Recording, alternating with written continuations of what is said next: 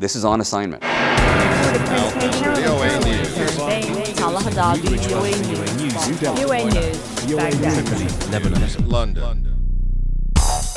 Hi, this is Imran Siddiqui from VOA's Urdu TV. And I'm Villarreal. I'm an English language reporter, and we are going to take you on assignment. And we're coming at you on a windy day in Washington, D.C. from the rooftop of VOA's world headquarters, just a couple of blocks away from the U.S. Capitol.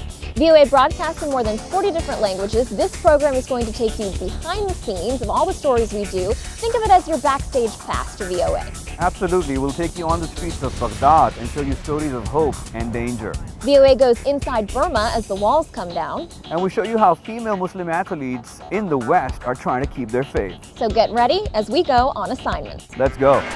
First up, we take you to Iraq, where reporter Sharon Behn went on assignment with photographer Ilyas Khan. This is their story on women after war.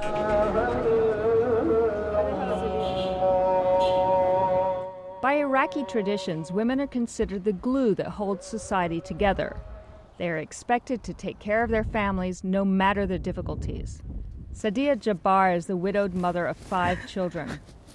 Terrorists in 2004 killed one of her sons because he worked for an American company. She was left with little money and a traumatized family.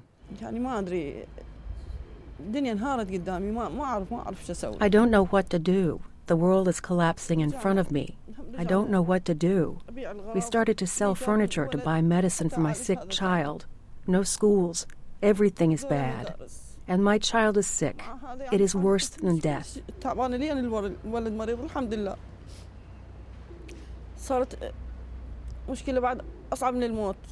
Jabbar now sells her sewing with the help of a group set up to help women.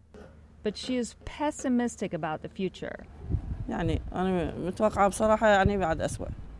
expecting it's going to get worse. Some of them fear the Americans, but I think it will get worse because of the fighting, and the government is not united.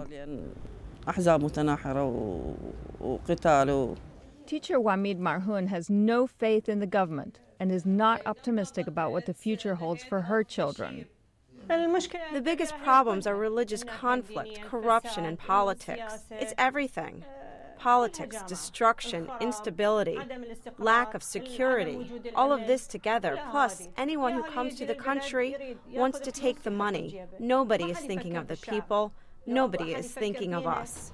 Women often are the ones taking care of their own families as well as the children of their dead relatives. Human rights activist Sundos Abbas says at the same time religious groups are eroding women's freedoms. First of all, they are talking about our personal freedoms, what we should wear, if we can work or not, if we can study or not. Women should not go to the universities. Women shouldn't drive the cars. These things are something which is anti-nature in our society. Abbas's brother was shot dead in the sectarian killings of 2006. She fears a repeat of that violence. I think, yes, there will be more violence in Iraq for the next, at least I'm talking about the near future. It is the future that worries many Iraqis. They question if the government is capable of avoiding the sectarian tensions that brought the country to the brink of civil war 5 years ago. Sharon Behn, VOA News, Baghdad. I'm standing here with Sharon Behn from VOA Central News and Ilyas Khan from VOA Urdu News. They just came back from Iraq. The Iraqi women's story, what made you do that story and what was the most unique aspect that you found in it? I wanted to do this story because usually Iraqi women are seen just as victims. If you look throughout the media, most media just sees them as victims or they're portrayed in the background of the Iraq story, and I really wanted to see what the Iraqi women felt about the situation as the American troops were leaving and what their lives were really like. So I picked 3 women. One was from a poorer, more traditional background. One was from a middle-class background. One is a human rights activist, so she had very strong opinions on what was going on. And we just talked to them. We talked to them in their homes and in their offices and tried to get them to open up about their experiences. The women were very powerful. They were talking about the things that had affected them. In one, her son had been killed by, he had received a death threat from Al-Qaeda, and he'd been killed for working with an American company. And the other one, the woman's brother was executed just for being on the wrong side of the religious divide. The women were frightened, the men were frightened, I think almost every Iraqi male that we spoke to said that they had applied for immigration visas. They wanted to get out. There's still a good level of fear in Iraq. It's not a stable place. Did you feel alienated, or did you feel like a part of the society while you were working there as a journalist? You know, we interviewed this 11-year-old girl, this little Iraqi girl, and I asked her, do you have nightmares? And she said, yeah, I do. I have nightmares of American soldiers bursting into the house, and I have nightmares of being kidnapped and explosions. That was very hard to listen to. But never did I feel really uncomfortable about being an American there among the Iraqi people that we were with. When we were with people that we had decided to interview and who had accepted that we were going to interview them, we were fine. Speaking English on the street, not a good idea. No. So if we spoke English, then we can be target, you know.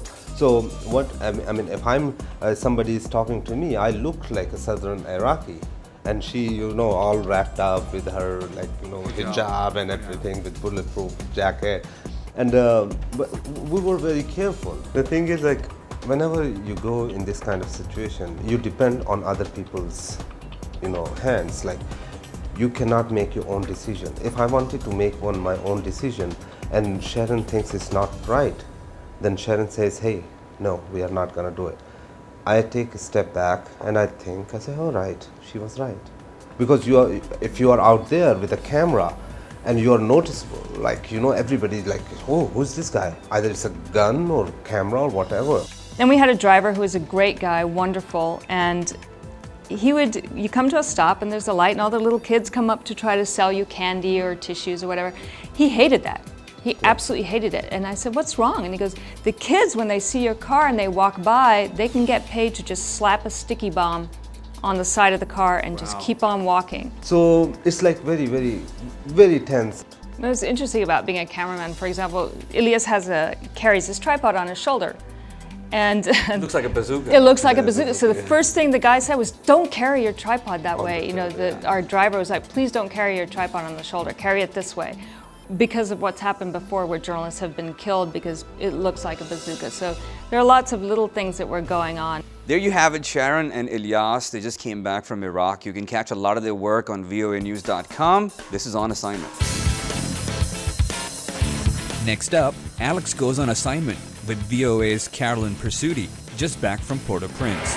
I'm here with VOA's Carolyn Pursuti, who recently went to Haiti. It's now been 2 years since the earthquake that devastated that country, and so Carolyn is here with us. She's going to share some of her impressions from her visit. Carolyn, you know, I know a lot of us, I don't think we'll ever forget the images that we saw after the earthquake struck, and so if you could share with us, paint a picture, so to speak, of the conditions now in the country. You know, it was quite a tremendous earthquake. In 30 seconds, in a 30 square mile area, 300,000 people died. So when you just consider that magnitude, then to go down 2 years later, you would think that there would be some evidence of some success, some rebuilding, but as an outsider going in, there's still rubble on both sides of the street in Port-au-Prince, which is Haiti's capital. There's still a lot of people in tent cities. 600,000 people still are displaced from their homes. You have shortages of food, shortages of clean water. You have a cholera epidemic now. So Haiti is certainly going through a lot of changes since the earthquake and still trying to bounce back. Talking about that, in relation to the government, you know, one of the things that struck me seeing the images that you brought back was this image of the presidential palace, which is still in ruins. You know, how does that reflect how the earthquake affected the government? Exactly. The presidential palace still the same way it looked 2 years ago. No one has been inside. It's totally inhabitable at this time. They've built temporary facilities for the government right now. 15 out of 16 ministries were destroyed in the earthquake, still slowly building back. But across the street from the presidential palace, a tent city. They have an unemployment rate, 2 out of 3 do not have formal jobs. So they end up creating their own businesses. Between these two families, they make 8 different handicrafts. This family builds stools out of wooden crates. This man, a dollhouse from paper and cardboard. This man paints on the dried husks from a Haitian calabash tree. If they do find a need and they create a job around it, and that's truly the heart of the Haitian people. And talking about those people who you met, I know as journalists we try to approach our stories as objectively as we possibly can, but you can't help but be touched and impacted by those people. So were there any particular people who stood out to you? The jewelry maker. She has such talent. She took in her sister's children when her sister died. So she has 13 people living in a 3-bedroom house on the side of a hill.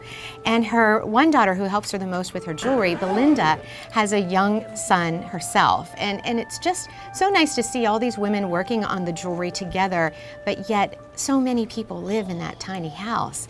The people are wonderful. They're warm, they're friendly. It was just a great experience, and to tell their stories, I felt very special in doing that, the fact that I got to tell their stories. And in those stories that you did tell, what are some of the things that you hope that people take away who watch them? Well, I think they'll understand how, even if you have all these setbacks, if you look back in history from Haiti, I mean, they are an independent slave colony. That's how they started. And then they were taken over by France. They gained independence from France. Then they went through a series of dictators. They went through famine, now this terrible earthquake. Well, thank you, Carolyn. We really appreciate your time today, and we're looking forward to watching some of your reports. So let's go ahead and roll one. Haiti's president lives in the elite suburb of Péguiville, painted in the pink and white colors of his campaign. The wealthy neighborhood shares its sidewalks with the poor, left homeless after the 2010 earthquake. Just down the road is Port-au-Prince, the country's capital. The quake's impact evident here, too. The rubble, the foundations, the open drains. Nearly everything here waits for repair. After the earthquake, more than 1 million Haitians moved to public parks, set up a tarp, and called it home. 600,000 still live in these tent cities. Why? It's a question for Haiti's president. How do you lure businesses here when the first thing they see when they come out of the airport is a tent city? The first thing they see with the presidential palace, it's a tent city. That's not all that Haiti is about. Once you leave Port-au-Prince, you see other things. You see beauties, you see wealth, you see a rich country with humongous possibilities. To show off these possibilities, President Michel Martelly flew some builders north of Port-au-Prince to find land for 3,000 new houses. But it's been a slow process since the quake shattered Haiti's infrastructure and destroyed 17 of 18 government ministries. Gems des Augustes is with a group demanding land and housing now. But up until now, 21 months after the earthquake, we find the people's living situation has not changed at all. The Martelly administration says it takes time. We are trying to identify homes for these people. So they walk out of the tents and they go to a home. There are new houses for sale in Haiti, prefabricated. We put electrical lights. But even at a price of $5,000, builder Jean-Marc Louis Homme says tent city residents cannot afford them. They can't. But the NGOs or government can buy this and build them for them. That's not the government's plan, though. President Martelly invited VOA to join his presidential motorcade into the central plateau of the country, where the government will build affordable housing. He says it's a major step toward Haitian independence and away from foreign loans. We will change this country. I'm determined, and the people of Haiti want a better life. The president admits there is much to be done. It's a country where, in 35 seconds, in a 30-square-kilometer area, 300,000 people died. In Port-au-Prince, Haiti, Carolyn Presutti, VOA News. As Haiti hangs on to hope in the aftermath of the quake, Alex has another story that talks about the winds of change in a country where democracy has been suppressed for many years. We're talking about Burma, which has seen a series of reforms recently. I had the chance to talk to a journalist who witnessed those changes firsthand. So let's go on assignment. It is my pleasure to introduce you to Kin So Win. Kin is an editor in VOA's Burmese service. She also is a former Burmese diplomat. She recently traveled to Burma for the first time in 15 years. She was the first VOA Burmese journalist to make that trip since 1995. So Kin, you being back in your home country for the first time in so long, what was that like for you personally? As soon as, they realized that I'm a reporter from Burmese service, VOA Burmese service, they all jumped and just surrounded me and, they interviewed me just like, as if I'm an alien. I was in the Burmese news journals, several news journals. This image of you that I saw in your reporting of you walking freely through Parliament, talking to members of Parliament, talking to these lawmakers, what was that like for you to see this shift in person? This is the very first time I can see the real people in the Parliament. This is the very first time for the Burmese people seeing that we do have the government. Because before that, we only have the dictator. You did have some moments, like at the airport, for example, where you weren't met maybe with open arms. Can you talk about that experience? That day, the U.S. envoy for Burma, Derek Mitchell's, holding press conference at the VIP complex. And after his press conference, I was trying to do stand-up right in front of the VIP complex. And all of a sudden, the security guy came over to me and then, hey, you are not allowed to shoot anything here. This is for security reason. I said, this is an airport. And the other TV crew, like their local TV crew, they are there before me. And I just stand up their space, So, and then they said, no, you are not allowed. One of the important moments of your trip, you interviewed a Burmese pro-democracy leader, Aung San Suu Kyi. You talked to her about this issue of political prisoners, which is still very much an issue of concern in terms of the international community and how it views Burma. What did she say to you? Did she say anything to you that surprised you?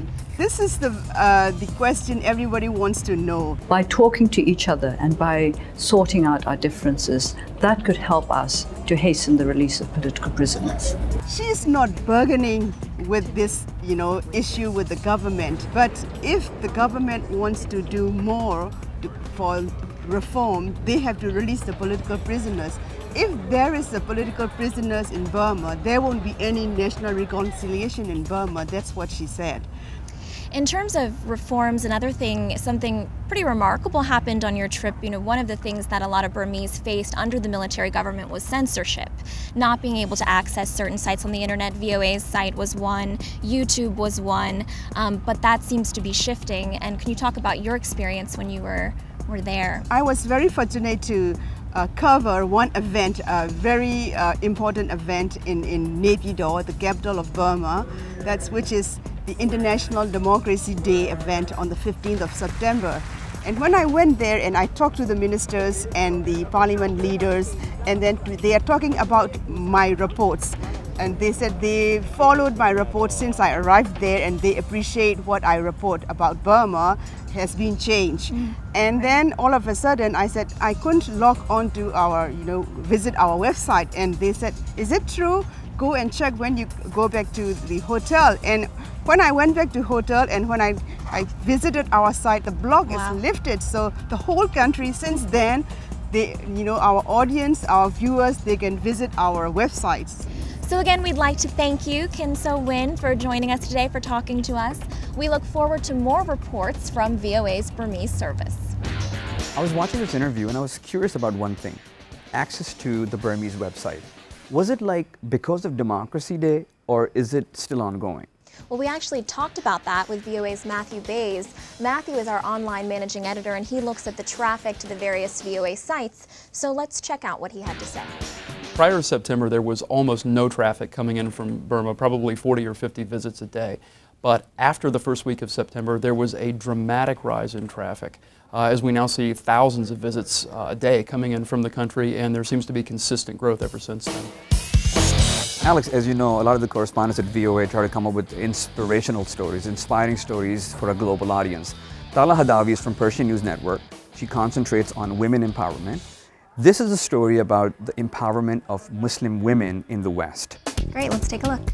17-year-old Zainab Hamoud has a brown belt in Taekwondo and dreams of one day making it to the Olympics. But unlike her sister Rana, Zainab chooses to wear the Islamic headscarf or hijab. This became a problem 4 years ago. The team's hard work, passion, and hopes were dashed when the Taekwondo Federation of Quebec expelled them from a tournament in 2007. The reason, their hijabs were considered unsafe.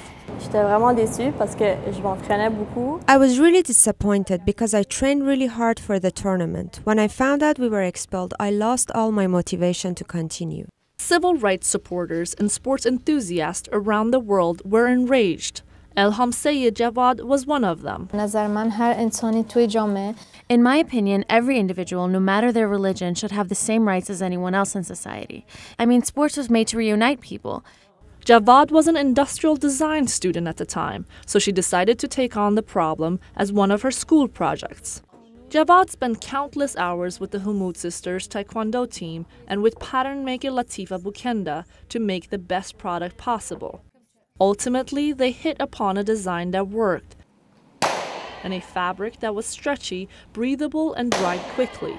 Called a Resport On, the garment was an immediate hit. Javad's invention came at an opportune time. A year later, in response to pressure from the Taekwondo community, the World Taekwondo Federation changed its rules to allow for head coverings. The Montreal Muslim Taekwondo team was able to compete again. Javad thought she was just helping Zainab and her teammates, but when an investor approached her about marketing the product, things changed dramatically. In January, her sports hijab became available to athletes all over the world. She has been busy ever since. My days start at 2 a.m. when my phone goes off with an email from an athlete from the other side of the world. I turn it on and read the email, get happy, and go back to sleep. Now I'm here with the producer of the story, Tala Hadavi. Tala, why did you pick up this particular story, the hijabi designer? What was this idea behind that? So I was just, reading something online, and I come across this Iranian woman, Elham Sayed Javad, that we saw in the story. She's a woman that lives in Montreal, and she was an engineering student, and got really close to this Taekwondo team that had all Muslim women on the team. And they had the same issue. They were banned from the competitions also in the summertime 3 years ago in 2008. And so when they were banned, she was like, I have to help these kids. I love them, I care about them, I want them to be able to compete, I want to empower them through my sport. And so she came up with this, and that's how it came about. And I went there and did a story on her. When you spoke to the subject, the designer, what do you think was the impact on her, considering the impact that she's made on other people, thousands of people across the world now who can be participating in these sports because of the design that she made? She was telling me, Tala, from 2 a.m. until the next 2 a.m., 24 hours a day, I get emails all the time, phone calls, text messages, social media messages. And she said, people are so appreciative about the fact that I have been able to design this, and they really appreciate the fact that they can play their sport because of this headscarf. And it's a very different kind of headscarf. As you can see in the story, it's a t-shirt attached to it, and then once you put it on the t-shirt, you have the sort of the hoodie in front of you, and then you pull it over your head, and then you tie it in the back also. There's no chance for another athlete, an opposing athlete, a competitive athlete to pull me or push me in any way where I feel strangled or anything like that, which was the concern of FIFA originally. This is Tala Hadavi from Persian News Network, only at Voice of America, and you are on assignment. Alex, this is it. It was a pleasure to be here. As you know that I do a lot of broadcasting to Pakistan. It was an opportunity for me to work with so many different correspondents at VOA, including yourself. Yeah, it was great to work with you too. It was great to hear from everybody around the building, all these interesting stories from around the world. I can't wait to do this again next week. I hope you will join us next week. They have to join us because we'll be talking a lot about the 2012 election. Exactly, following up with all of our political reporters who have been on the scene. So please join us next week when we take you on assignment.